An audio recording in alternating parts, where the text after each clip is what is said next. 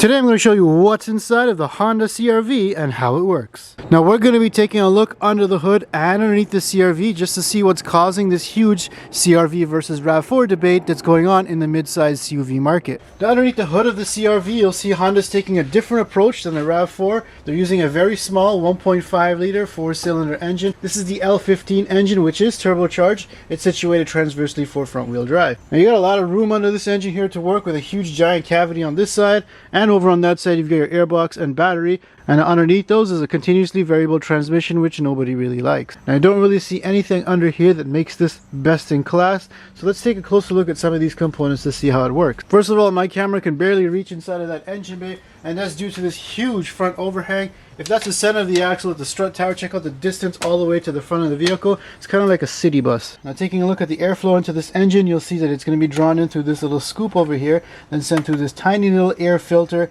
mass airflow sensor, and then straight to the turbocharger. Now interestingly enough, that air has to make a 180-degree turn to go into the turbocharger.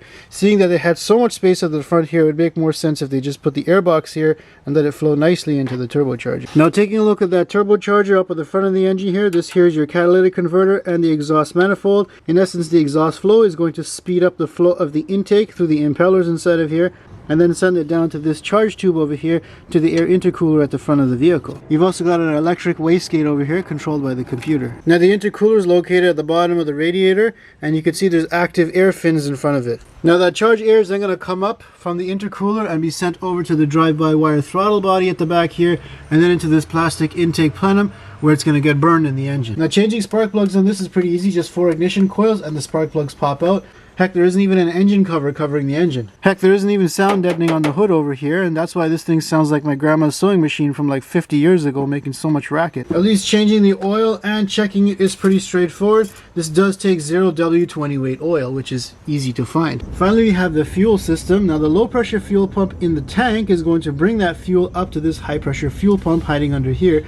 Now this is actually powered by the intake camshaft at the back here, and it's going to pressurize that fuel to 1 billion psi, and then send it down underneath the intake plenum where there's a fuel rail and the direct fuel injectors to go into the engine. Now of course the downside to direct injection is that you're going to have to pull off this intake plenum and clean out those intake valves periodically, because they will get gummed up as there's no gasoline going into the intake plenum itself to wash things down. Now one disadvantage to the RAV4 is that you've got a turbocharged engine here, which means you got all this wiring and extra plumbing here that has to go to that turbocharger, making things a little bit more complex. Now this engine does have variable valve timing about the intake and the exhaust side. Now the one trick it has up its sleeve is that there's also VTEC located inside here, which is weird because I see no branding for VTEC like they always used to advertise.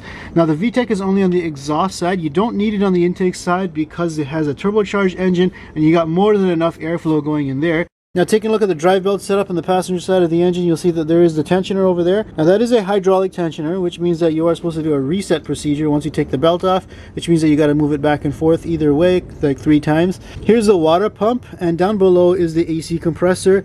And the manual states that you will have to move the AC compressor out of the way in order to access this water pump assembly. And that's because you got this giant contraption of a turbocharger air intake setup sitting on top of it. Now contrary to most front wheel drive SUVs, the alternator is actually located at the back here.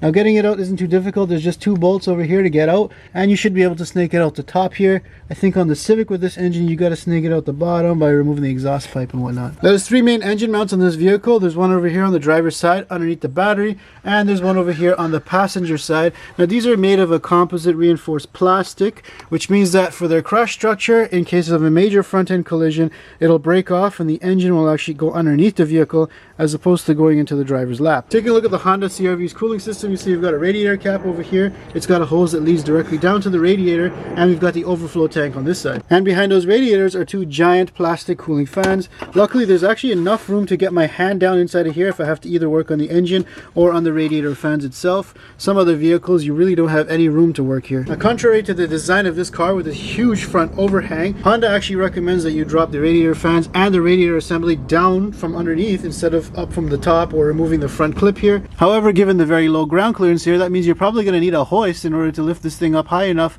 to get the radiator out. Now looking in from the driver's side, you'll see you've got the upper and lower radiator hose that go to the radiator. The lower one goes to the thermostat housing, which has a traditional thermostat inside of it as opposed to the electronic one inside of the RAV4. By the way, the RAV4 also has an electric water pump, whereas this one still has a mechanical. Now, as with most modern cars nowadays, unfortunately the radiator support is made of plastic, which means that if you do hit something far enough in order to crack this, you can't really repair it, you just got to replace it. That kind of sucks, and who's going to recycle this stuff? I think metal was a better choice here. Now, one thing I do like on the Honda is that they've got these plastic closeout panels here, which is great because it protects against that sharp edge that's usually under here. I think GM and Ford kind of omit that, and they've got really sharp edges here, which means that you can easily cut yourself, especially when you're replacing the engine on one of those. I think they got the procedure wrong for the airbox. They put the clips over on this side here, which means that now I gotta wiggle this thing out this way, and that's how you change the air filter. Yeah, I think if they put the clips on this side, I would have been able to snake the air filter out this way. Taking a look at the continuously variable transmission under the battery side of the engine here. This is a traditional style CVT, which means that it does have a belt. So the reliability of it is not going to be as great as the direct drive one found in the hybrid, but it's probably better than like a Nissan Jatco transmission or something. Now, the front of the transmission, we do have a cooler and warmer assembly. That's good because on cooler days, it'll help warm up the transmission for optimal performance. And on warmer days, it'll help cool it down when you're trying to tow something like a bike rack and look cool on your Honda CR-V. Now, the top here, we have a transmission vent, and at the bottom there we have an electric pump. Now that's the oil pump. It's electrically driven because you got to build up enough oil pressure when you're in start-stop mode in order to engage and disengage what gear you're in.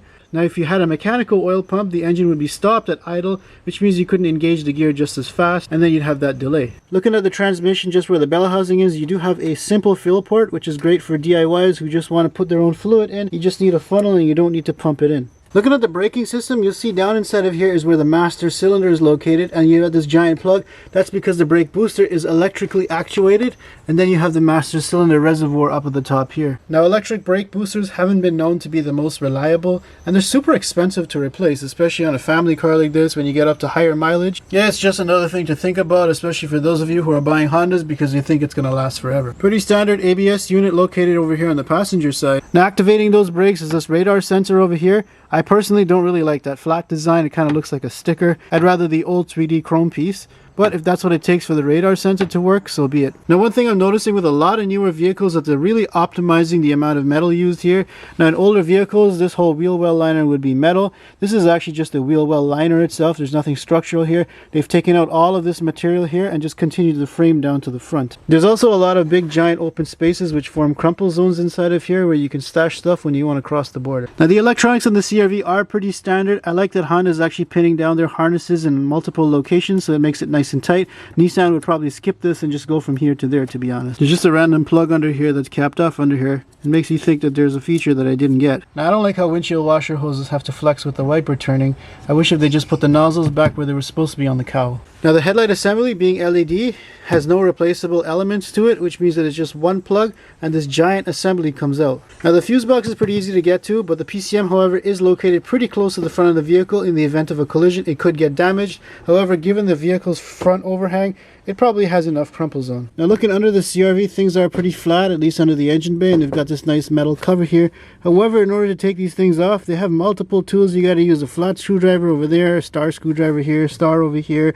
You got these clips over here, as well as a 10mm socket. Is Honda trying to pull a Volkswagen on me by using different tools or what? Taking a look under the engine of the Honda CR-V, first of all, you do have to remove that metal cover in order to do an oil change, which is kind of a headache in itself, and those covers tend to hide things like this oil leak that's going on here.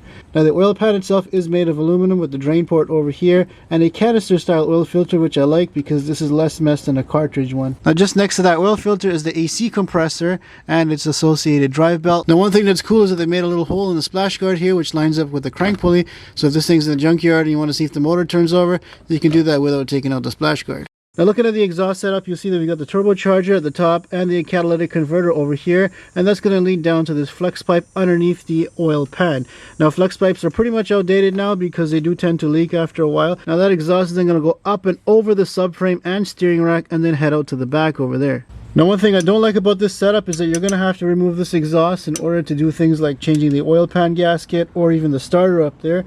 and that sucks because you're gonna have to deal with these rusty fasteners down the road by the time those things start to fail. Yeah, so speaking of the starter motor, if you go up above the oil pan, you can see it's located inside of here on the bell housing. So in order to access that, not only is the axle kind of in the way, but of course this pipe has to come out so you can get it out from the bottom. I don't know, I feel like Honda's moving towards things that are not so maintenance friendly anymore by making things so compacted, especially that starter motor, which is going to fail very early because you have a start-stop system in here. Now taking a look at the continuously variable transmission, you can see we also have an aluminum oil pan for this. Now these aluminum components on the engine, oil, transmission, and the subframe kind of set the CR-V apart from things like the Nissan Rogue, which might have a steel one, or the Ford, which has a plastic one. Over here is the drain bolt, and here's the fluid check port. At least it has a drain bolt, unlike some Chryslers where you have to drop the whole pan to get it out. And here's another look at that transmission oil pump, which is electrically driven. I think this is a little bit more complexity than really needed for the MPGs you're going to save. Now one thing I do like is that this little carrier here is very easy to unbolt from the engine, so you can take it out and take it to a press. Inevitably this is going to seize to the bearing inside of here, and you're going to have to change the whole thing out. Now the CVT transmission is going to send power to the front wheels, but there's not much of an all-wheel drive transfer case back here.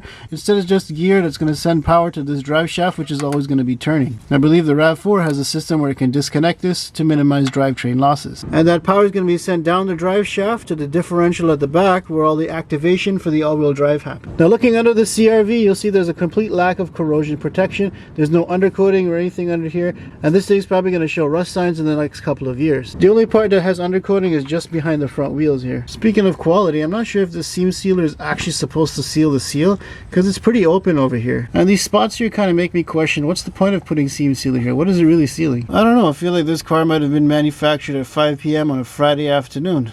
Those sleepy Canadians. Looking at the suspension setup on the CR-V, it's a little bit different because you've got a two-piece subframe, you've got aluminum at the back here where the steering rack is, and you've got all steel going around to the front. Now looking at the suspension itself, we do have a bolt-on style ball joint over there, which is pretty easy to change out when that wears out. And then we have a stamped steel lower control arm, which looks like Swiss cheese because they've optimized all the material out. Now generally speaking, for all cars that have this style of bolt-on ball joint, I don't like the fact that you got to take out the axle nut and the axle just to get this nut to clear in order to get the ball joint out. Now changing control arms on these aren't too difficult. You just have one bolt at the front here, and that'll come out, probably crash into the sway bar, so you'll have to disconnect that and swing it out of the way. And then you got a big giant ride bushing at the back here, which has two bolts, one over here and one over here. And another look at the inner and outer tie rods.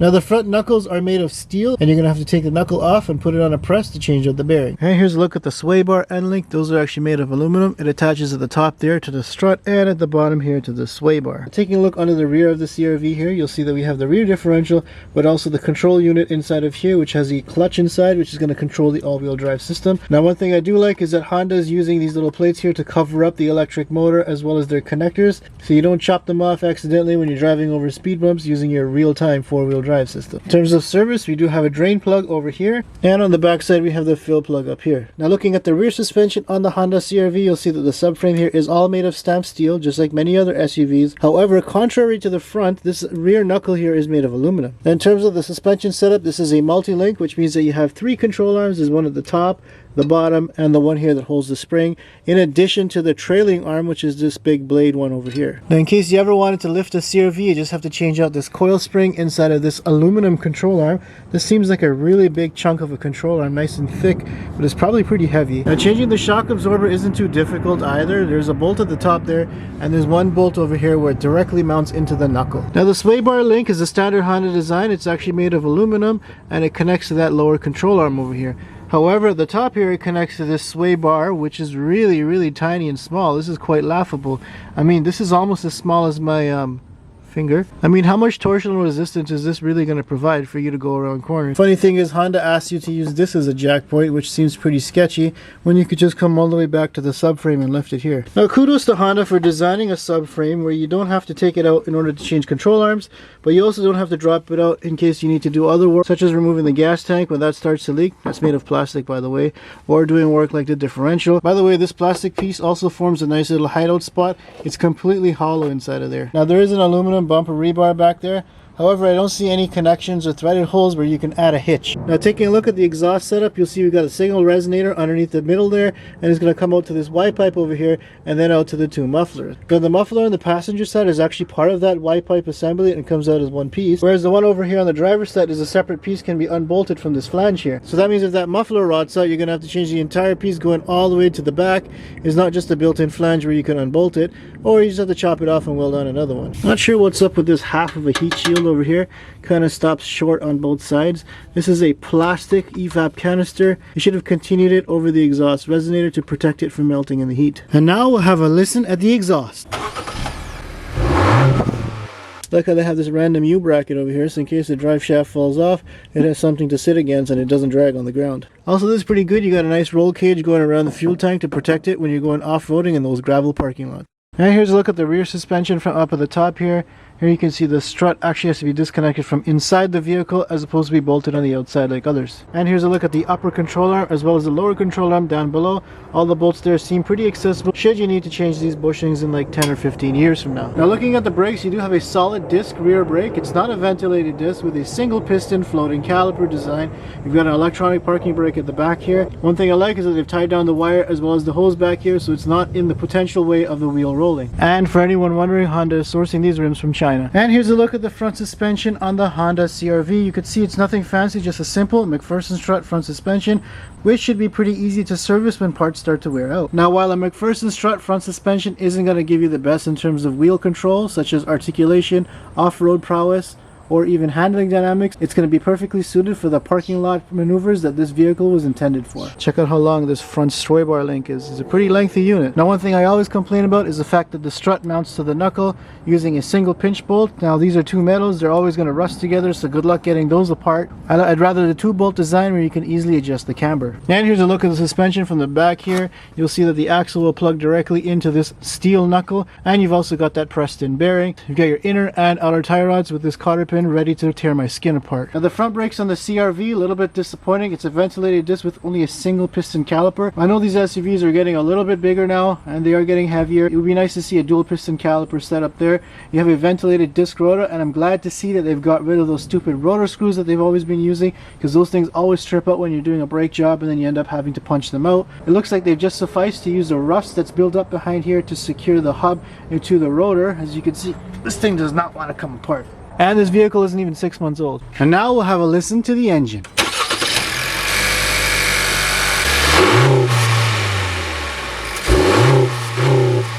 And that's a look at the mechanicals of the Honda CR-V. And I think Honda's definitely taking this a notch above the rest of the class and its competitors by some of the material choices as well as its build quality. And while there's a few things that Honda can definitely improve upon, I think the 2-liter 4-cylinder engine with the hybrid direct drive transmission that's also offered in the CR-V would be a better choice for longevity because it's mechanically more simpler. Now, while a CVT and a turbo have never had the best reputation for reliability in many SUVs, you just have to go back to the previous generation to see how those are holding up if you're really considering to keep this thing long term. Now, you tell me in the comment section down below, what do you think of the Honda CR-V? Do you think that this is just another bread and butter SUV that's going to be littering our mall parking lots, golf courses, and funeral homes?